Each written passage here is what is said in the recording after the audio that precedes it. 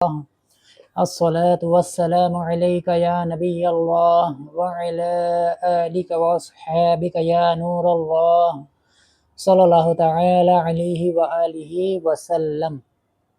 انشاءاللہ تبارک و تعالی آج اسلام کے سب سے پہلے خلیفہ حضرت ابو بکر صدیق رضی اللہ تعالی عنہ کا یوم وصال ہے۔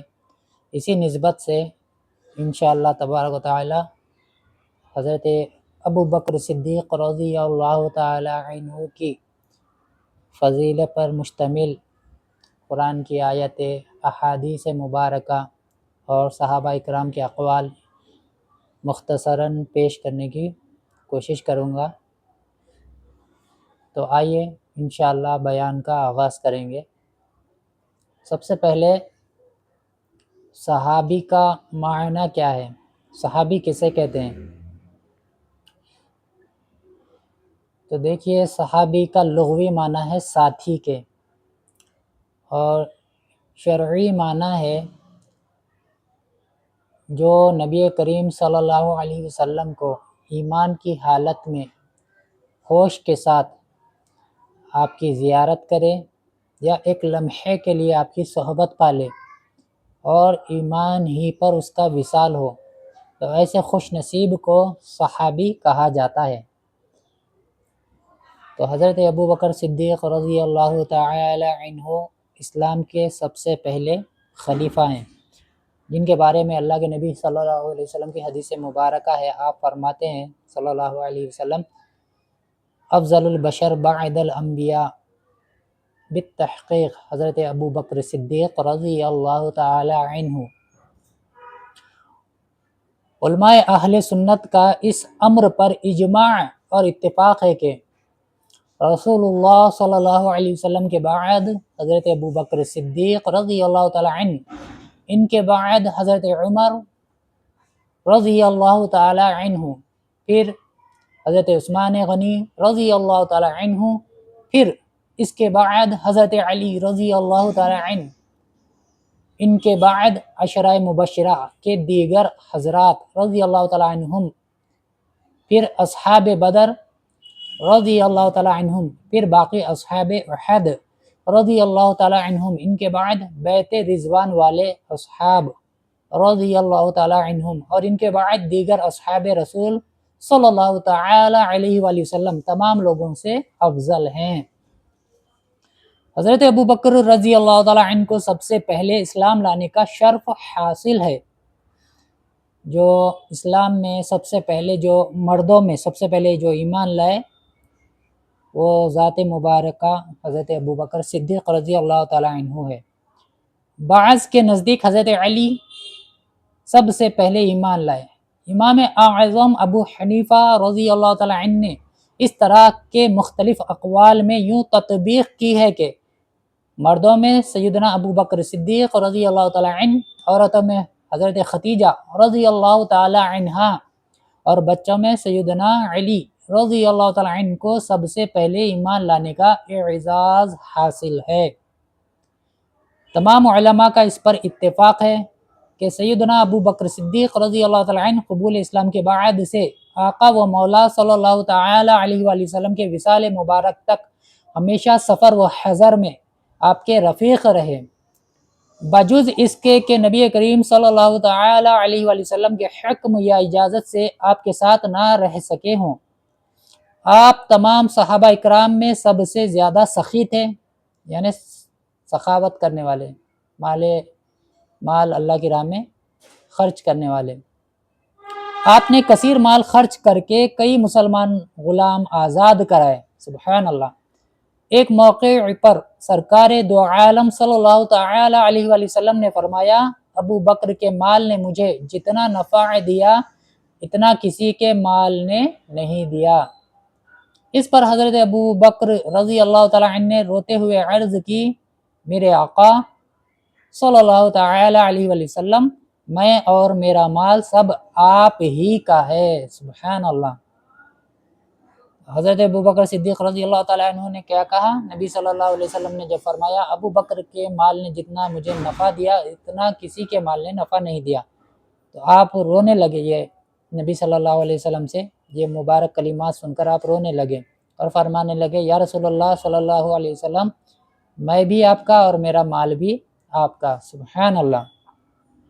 دیکھیے صحابہ کا یہ معمول ہوا کرتا تھا، جب کبھی نبی صلی اللہ علیہ وسلم سے گفتگو کرتے تو یہ الفاظ ادا کرتے تھے، فدا کا امی یا ابی یا رسول اللہ، اے نبی صلی اللہ علیہ وسلم آپ پر میرے ماں باپ قربان۔ سبحان اللہ۔ تمام صحابہ اکرام میں آپ ہی سب سے زیادہ عالم تھے۔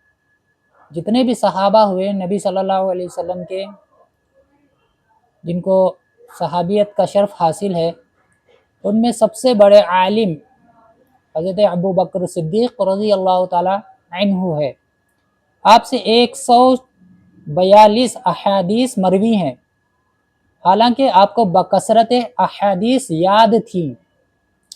قلت روایت کا سبب یہ ہے کہ احتیاط کے پیش نظر آپ نبی کریم صلی اللہ علیہ وسلم کا عمل یا اس سے حاصل شدہ مسئلہ بیان فرمایا کرتے تھے۔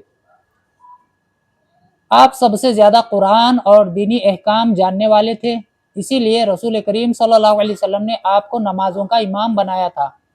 نبی علیہ الصلوۃ والسلام کے موجودگی میں اگر کسی نے امامت کی تو وہ حضرت ابو بکر صدیق رضی اللہ تعالی عنہ ہے۔ آپ ان خاص صحابہ میں سے تھے جنہوں نے قرآن کریم حفظ کیا تھا۔ سبحان اللہ۔ حضرت علی رضی اللہ تعالیٰ عنہ فرماتے ہیں کہ قرآن مجید کے سلسلے میں سب سے زیادہ اجر و ثواب حضرت ابو بکر رضی اللہ تعالیٰ عنہ کو ملے گا، کیونکہ سب سے پہلے قرآن کریم کتاب کی صورت میں آپ ہی نے جمع کیا۔ سبحان اللہ۔ نبی صلی اللہ علیہ وسلم کے زمانے میں قرآن کتاب کی شکل میں نہیں تھا۔ آپ کے وصال ظاہری کے بعد یہ عظیم کارنامہ انجام دینے والے جو صحابی ہے وہ حضرت ابو بکر صدیق رضی اللہ تعالیٰ عنہ ہے۔ آپ ہی کے کہنے پر تمام صحابہ نے قرآن کو جمع کیا اور آگے چل کر اس کو کتاب کی شکل دی گئی، جو ہمارے گھر میں آج مبارک کلام اللہ جو پڑھا جاتا ہے کتاب کی شکل میں، تو یہ آپ ہی کی محنتوں اور کاوشوں کا نتیجہ ہے۔ یہ آپ کا بہت بڑا احسان ہے امت مسلمہ پر۔ حضرت ابن مسیب رضی اللہ تعالیٰ عنہ فرماتے ہیں حضرت ابو بکر صدیق رضی اللہ تعالیٰ عنہ رسول کریم صلی اللہ علیہ وسلم کے وزیر خاص تھے، چنانچہ حضور صلی اللہ علیہ وآلہ وسلم آپ سے تمام امور میں مشورہ فرمایا کرتے تھے۔ سبحان اللہ۔ تو دیکھیے یہ مشورہ کرنا بھی کتنی خیر و برکت والی چیز ہے۔ ہم کو بھی چاہیے جب کبھی کسی اہم مسئلے پر ہم کوئی قدم اٹھانے جائے کسی معاملے پر، تو جو دانشور جو لوگ ہیں، اہل علم لوگ ہیں، ان کو بٹھا کر ان سے بھی مشورہ کرنا چاہیے کہ یہ رسول اللہ صلی اللہ علیہ وسلم کی سنت کریمہ ہیں۔ نبی صلی اللہ علیہ وسلم سب سے بہترین فیصلہ فرمانے والے، پھر بھی اللہ کے نبی صلی اللہ علیہ وسلم صحابہ کو جمع کرتے تھے، ان سے مشورہ کرتے تھے۔ اس میں حکمت یہ تھی کہ صحابہ بھی اپنی رائے پیش کریں، اور جن کی رائے قرآن و سنت کے بالکل موافق ہو اللہ تبارک تعالیٰ ان کو بھی اس میں اجر و ثواب عطا کرے۔ آپ اسلام میں ثانی، غار میں ثانی، یوم بدر میں، سائبان میں ثانی اور مدفن میں بھی حضور صلی اللہ علیہ وسلم کے ساتھ ثانی ہیں۔ رسول کریم صلی اللہ علیہ وسلم نے آپ پر کسی کو فضیلت نہیں دی۔ سبحان اللہ۔ تو نبی صلی اللہ علیہ وسلم کے نزدیک سب سے عظیم شخصیت جو ہے وہ حضرت ابو بکر صدیق رضی اللہ تعالیٰ عنہ ہے۔ آپ کا سب سے بڑا کارنامہ مرتدوں سے جہاد اور ان کے فتنوں کا مکمل انسداد ہے۔ مرتدین جو نبی صلی اللہ علیہ وسلم کے وصال ظاہری کے بعد جو منافق قسم کے جو لوگ تھے، جو بظاہر کلمہ پڑھتے تھے، نماز بھی پڑھتے تھے، روزہ بھی رکھتے تھے، حج بھی کرتے تھے، تو جن کے ایمان میں کمزوری تھی، جن کے اندر نفاق موجود تھا، وہ لوگ کیا کیے؟ زکوٰۃ کا انکار کر دیے۔ حضرت ابو بکر صدیق رضی اللہ تعالی عنہ نے ان سے جہاد کیے، ان سے قتال کیے، ان کو قتل کیا گیا۔ بہت بڑی ایک خون ریزی جنگ ہوئی، جنگ یمامہ کے نام سے۔ حضرت ابو بکر صدیق رضی اللہ تعالی عنہ نے ان سے جنگ کی، ان کو قتال کیا، جو زکوٰۃ کا انکار کیے۔ حالانکہ وہ بھی کلمہ پڑھنے والے لوگ تھے، نماز پڑھنے والے لوگ تھے، حج کرنے والے لوگ تھے، تو ان کا قصور کیا تھا؟ تو ضروریات دین میں سے کسی ایک بات کا انکار یہ کفر ہے، یعنی کہ جو اللہ اس کے رسول نے جو دین لے کر آئے، جو شریعت لے کر آئے، جو فرض ہے، کسی فرض کا انکار کرنا تو یہ بھی کیا ہے، دائرہ اسلام سے بندے کو خارج کر دیتا ہے۔ تو جیسے کہ زکوٰۃ ہر صاحب نصاب پر فرض ہے، اور جو اس کا انکار کرے وہ کافر ہے۔ تو ان لوگوں نے کیا کیا، زکوٰۃ کا انکار کرے کہ ہم اب زکوٰۃ نہیں دیں گے۔ تو حضرت ابوبکر صدیق رضی اللہ تعالیٰ عنہ نے ان سے جہاد کیا اور ان کی گردنیں ماری۔ آپ کا سب سے بڑا کارنامہ مرتدوں سے جہاد اور ان کے فتنوں کا مکمل انسداد ہے۔ یمامہ، بحرین اور عمان وغیرہ کے مرتدین کی سرکوبی کے بعد اسلامی افواج نے ایلا، مدائن اور اجنادین کے معرکوں میں فتح حاصل کی۔ آپ کی خلافت کی مدت 2 سال 7 ماہ ہے۔ سبحان اللہ۔ سیدنا ابوبکر صدیق رضی اللہ تعالیٰ عنہ نے وصال کے وقت اپنی صاحبزادی حضرت عائشہ رضی اللہ تعالیٰ عنہا سے فرمایا، یہ اونٹنی جس کا ہم دودھ پیتے ہیں، اور یہ بڑا پیالہ جس میں ہم کھاتے پیتے ہیں، اور یہ چادر جو میں اوڑھے ہوئے ہوں، ان تینوں چیزوں کے سوا میرے پاس بیت المال کی کوئی چیز نہیں۔ ان چیزوں سے ہم اس وقت تک نفع لے سکتے تھے جب تک میں امور خلافت انجام دیتا تھا۔ میرے انتقال کے بعد تم ان چیزوں کو حضرت عمر کے پاس بھیج دینا۔ آپ کے وصال کے بعد جب یہ چیزیں حضرت سیدنا عمر رضی اللہ تعالیٰ عنہ کو واپس کی گئی تو انہوں نے فرمایا، اللہ تعالیٰ ابو بکر پر رحم فرمائے، انہوں نے اپنے جانشین کو مشقت میں ڈال دیا۔ امام شعبی رحمۃ اللہ نے روایت کیا ہے کہ حضرت ابو بکر صدیق رضی اللہ تعالیٰ عنہ کو اللہ تعالیٰ نے 4 ایسی خصوصیات سے متصف فرمایا جن سے کسی اور کو سرفراز نہیں فرمایا۔ نمبر 1، آپ کا نام صدیق رکھا۔ سبحان اللہ، یہ آپ کا لقب ہے صدیق۔ صدیق کا معنی کیا؟ بہت زیادہ سچ بولنے والا۔ سبحان اللہ۔ نمبر 2، آپ غار ثور میں محبوب خدا صلی اللہ علیہ وسلم کے ساتھی رہے۔ سبحان اللہ۔ نمبر 3، آپ ہجرت میں حضور صلی اللہ علیہ وسلم کے رفیق سفر رہے۔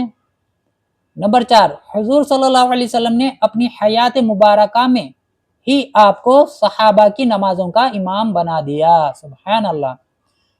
آپ کی ایک اور خصوصیت یہ ہے کہ آپ کی 4 نسلوں نے صحابی ہونے کا شرف پایا۔ سبحان اللہ۔ آپ صحابی، آپ کے والد ابو قحافہ صحابی، آپ کے بیٹے عبد الرحمن صحابی، اور ان کے بیٹے ابو عتیق محمد بھی صحابی رضی اللہ تعالی عنہم۔ سبحان اللہ۔ اب آئیے فضائل سیدنا ابو بکر صدیق رضی اللہ تعالی عنہ قرآن میں۔ ثانی اثنین اذ ہما فی الغار اذ یقول لصحابہ لا تحزن ان اللہ معنا فانزل اللہ سکینتہ علیہ۔ یہ سورہ توبہ کی آیت نمبر 40 ہے، جس کا ترجمہ یہ ہے، آپ 2 میں سے دوسرے تھے جب وہ دونوں یعنی حضور صلی اللہ علیہ وآلہ وسلم اور حضرت ابو بکر صدیق رضی اللہ تعالی عنہ نماز میں تھے، جب حضور صلی اللہ علیہ وسلم اپنے یار سے فرماتے تھے، غم نہ کر، بے شک اللہ ہمارے ساتھ ہے، تو اللہ نے اس پر اپنی تسکین نازل فرمائی۔ سبحان اللہ۔ صدر الافاضل مولانا سید محمد نعیم الدین مراد آبادی رحمۃ اللہ تعالی علیہ لکھتے ہیں، حضرت ابو بکر صدیق رضی اللہ تعالی عنہ کی صحابیت اس آیت سے ثابت ہے۔ سبحان اللہ۔ یعنی کہ یہ قرآن کی نص سے ثابت ہے کہ آپ صحابی رسول ہیں، اور امت کا اس پر اجماع ہے کہ آپ رسول اللہ صلی اللہ علیہ وسلم کے صحابی ہیں، اور جو آپ کو صحابی نہ مانے کہ یہ نص سے ثابت ہے، قرآن کی آیت سے ثابت ہے، تو قرآن کا منکر ہے، وہ آیت کا منکر ہے، تو یعنی کہ دائرہ اسلام سے وہ نکل جائے گا، کافر ہو جائے گا وہ شخص، اگر آپ کو کوئی شخص صحابی نہ مانے، حضرت ابو بکر صدیق رضی اللہ تعالیٰ عنہ کی صحابیت کا انکار کرے۔ جیسا کہ رافضی لوگ ہیں، شیعہ لوگ ہیں، آپ کو صحابی نہیں مانتے، معاذ اللہ استغفر اللہ، صحابی دور کی بات مسلمان تک نہیں مانتے. حضرت ابو بکر صدیق رضی اللہ تعالیٰ عنہ، عمر فاروق رضی اللہ تعالیٰ عنہ تو شیخین کی صحابیت کا بھی انکار کرتے ہیں اور آپ کے مسلمان ہونے کا بھی انکار کرتے ہیں. معاذ اللہ، استغفر اللہ. تو ہمارے نزدیک وہ لوگ مسلمان نہیں ہیں. حضرت ابو بکر صدیق رضی اللہ تعالیٰ عنہ کی صحابیت اس آیت سے ثابت ہے. حسن بن فضل نے فرمایا جو شخص حضرت صدیق اکبر رضی اللہ تعالیٰ عنہ کی صحابیت کا انکار کرے وہ نص قرآن کا منکر ہو کر کافر ہوا. یہ تفسیر بغوی کا حوالہ ہے، تفسیر بغوی، تفسیر مظہری، تفسیر خزائن العرفان. مرزا مظہر جانا رحمت اللہ ان اللہ معنا کی تفسیر میں فرماتے ہیں حضرت صدیق اکبر رضی اللہ تعالیٰ عنہ کے لیے یہی فضیلت کافی ہے کہ حضور صلی اللہ علیہ وسلم نے ان کے لیے بغیر کسی فرق کے اللہ تعالیٰ کی اس معیت کو ثابت کیا جو انہیں خود حاصل تھی. جس نے سیدنا ابو بکر صدیق رضی اللہ تعالیٰ عنہ کی فضیلت کا انکار کیا اس نے اس آیت کریمہ کا انکار کیا اور کفر کا ارتکاب کیا. تفسیر مظہری.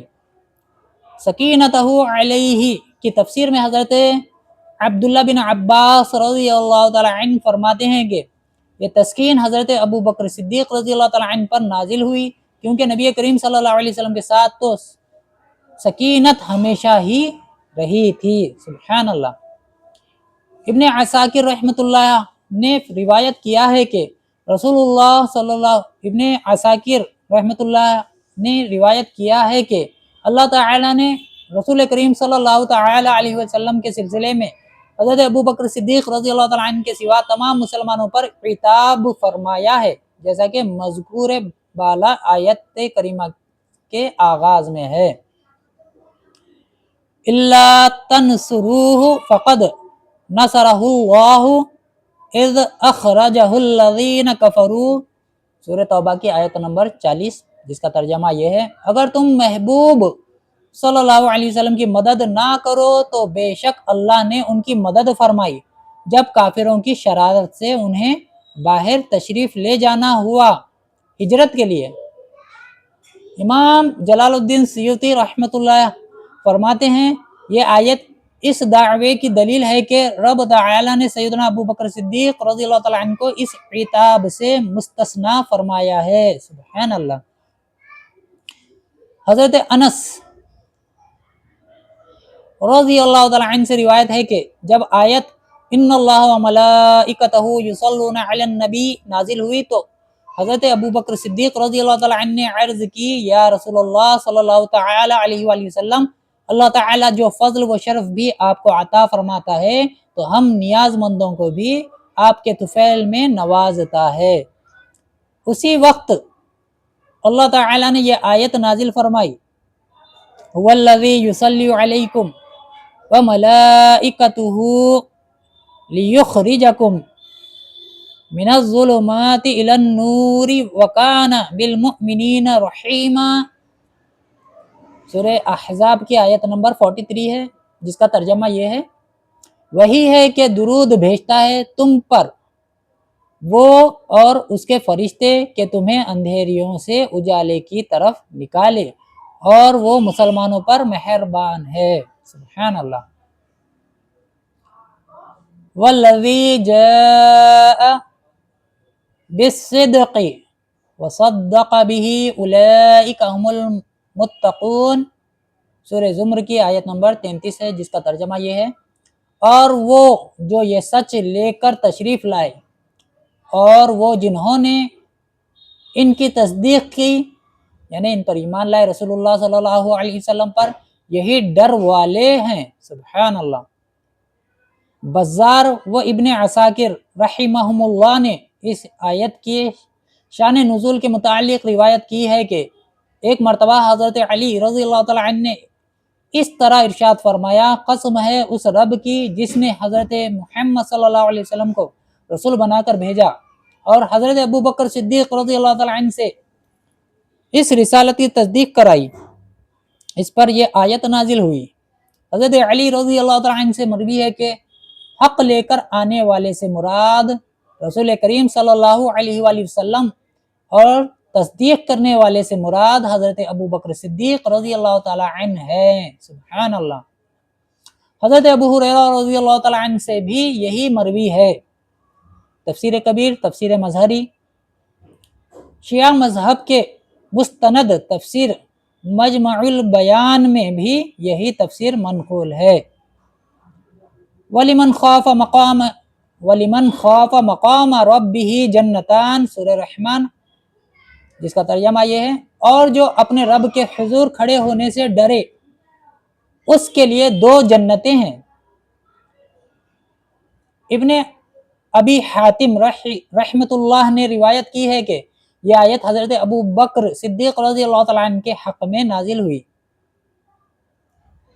وَلَا يَأْتَلِ أُولُو الْفَضْلِ مِنْكُمْ وَالسَّعَةِ أَنْ يُؤْتُوا أُولِي الْقُرْبَى وَالْمَسَاكِينَ وَالْمُحَاجِرِينَ فِي سَبِيلِ اللَّهِ وَلْيَعْفُوا وَلْيَصْفَحُوا، جس کا ترجمہ یہ ہے اور قسم نہ کھائیں وہ جو تم میں فضیلت والے اور گنجائش والے ہیں، قرابت والوں اور مسکینوں اور اللہ کی راہ میں ہجرت کرنے والوں کو دینے کی،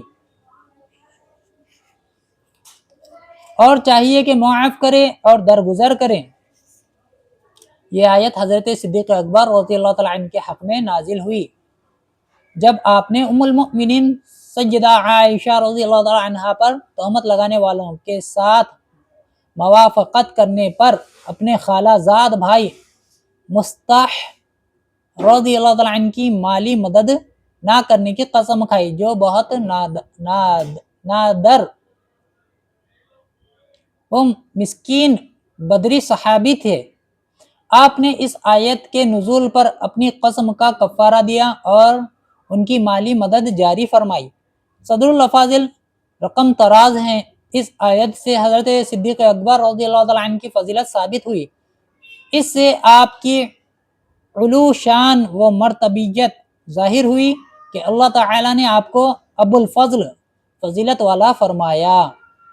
ایک مرتبہ یہودی عالم فخاص نے سیدنا ابو بکر صدیق رضی اللہ تعالیٰ عنہ سے کہا، اے ابو بکر، کیا تم یہ گمان کرتے ہو کہ ہمارا رب ہمارے مالوں میں سے قرض مانگتا ہے؟ مالدار سے قرض وہی مانگتا ہے جو فقیر ہو۔ اگر تم سچ کہتے ہو تو پھر اللہ تعالیٰ فقیر ہے، معاذ اللہ، استغفر اللہ، اور ہم غنی ہیں۔ حضرت ابو بکر صدیق رضی اللہ تعالیٰ عنہ اس کی گستاخانہ گفتگو سن کر غضبناک ہوئے اور اس کے منہ پر زوردار تھپڑ مارا اور فرمایا، اگر ہمارے اور تمہارے درمیان صلح کا معاہدہ نہ ہوتا تو میں تیری گردن اڑا دیتا۔ فخاص نے بارگاہ نبوی صلی اللہ تعالی علیہ وآلہ وسلم میں جا کر سیدنا ابو بکر صدیق رضی اللہ تعالیٰ عنہ کی شکایت کی۔ آپ نے اس کی گستاخانہ گفتگو بیان کر دی۔ فخاص نے اس کا انکار کر دیا تو اللہ تعالیٰ نے سیدنا ابو بکر صدیق رضی اللہ تعالیٰ عنہ کی تصدیق کرتے ہوئے یہ آیت نازل فرمائی، لقد سمع اللہ قول الذین قالوا ان اللہ فقیر ونحن اغنیاء، سورہ آل عمران کی آیت نمبر 181 ہے، جس کا ترجمہ یہ ہے، بے شک اللہ نے سنا جنہوں نے کہا کہ اللہ محتاج ہے اور ہم غنی۔ سبحان اللہ۔ تو دیکھیے آپ کے سچ ہونے کی گواہی خود رب تعالیٰ دیتا ہے۔ سبحان اللہ۔ وَاتَّبِعْ سَبِيلَ مِنْ أَنَابَ إِلَيَّ، سورہ لقمان آیت نمبر 15، اور اس کی راہ چل جو میری طرف رجوع لایا۔ سبحان اللہ۔ حضرت ابن عباس رضی اللہ تعالیٰ عنہ کا ارشاد ہے کہ یہ آیت حضرت سیدنا ابو بکر صدیق رضی اللہ تعالیٰ عنہ کے حق میں نازل ہوئی، کیونکہ جب وہ اسلام لائے تو حضرت عثمان، طلحہ، زبیر، سعد بن ابی وقاص، عبد الرحمن بن عوف رضی اللہ تعالیٰ عنہم نے ان کی رہنمائی کے سبب اسلام قبول کیا۔ سبحان اللہ۔ یعنی آپ سبب بنے لوگ کے اسلام لانے میں۔ سبحان اللہ۔ لا يستوي منكم من انفق من قبل الفتح وقاتل اولئك اعظم درجة من الذين انفقوا من بعد وقاتلوا وكلا وعد الله الحسنى والله بما تعملون خبیر، سورہ الحدید آیت نمبر 10، جس کا ترجمہ یہ ہے تم میں برابر نہیں وہ جنہوں نے فتح مکہ سے قبل خرچ اور جہاد کیا، وہ مرتبہ میں ان سے بڑے ہیں جنہوں نے بعد فتح کے خرچ اور جہاد کیا، اور ان سب سے اللہ جنت کا وعدہ فرما چکا، اور اللہ کو تمہارے کاموں کی خبر ہے۔ سبحان اللہ۔ یہ آیت حضرت ابو بکر صدیق رضی اللہ تعالیٰ عنہ کے حق میں نازل ہوئی، کیونکہ آپ سب سے پہلے ایمان لائے اور سب سے پہلے اللہ کی راہ میں مال خرچ کیا۔ تفسیر بغوی، قاضی ثناء اللہ رحمۃ اللہ فرماتے ہیں یہ آیت اس بات کی دلیل ہے کہ حضرت ابو بکر صدیق رضی اللہ تعالیٰ عنہ تمام صحابہ سے افضل اور صحابہ اکرام تمام لوگوں سے افضل ہیں، کیونکہ فضیلت کا دار و مدار اسلام قبول کرنے میں سبقت لے جانے، مال خرچ کرنے اور جہاد کرنے میں ہے۔ جس طرح آقا و مولا صلی اللہ تعالی علیہ وسلم کا یہ ارشاد گرامی ہے کہ جس نے اچھا طریقہ شروع کیا تو اسے اس کا اجر اور اس پر عمل کرنے والوں کا اجر بھی ملے گا، جبکہ عمل کرنے والوں کے اجر میں بھی کوئی کمی نہیں کی جائے گی۔ سبحان اللہ۔ علماء کا اس پر اجماع ہے کہ حضرت ابو بکر صدیق رضی اللہ تعالیٰ عنہ سب سے پہلے اسلام لائے اور آپ کے ہاتھ پر قریش کے معززین مسلمان ہوئے۔ راہ خدا میں مال خرچ کرنے والوں میں بھی سب سے آگے ہیں۔ سبحان اللہ۔ کفار سے مصائب برداشت کرنے والوں میں بھی آپ سب سے پہلے ہیں۔ تفسیر مظہری،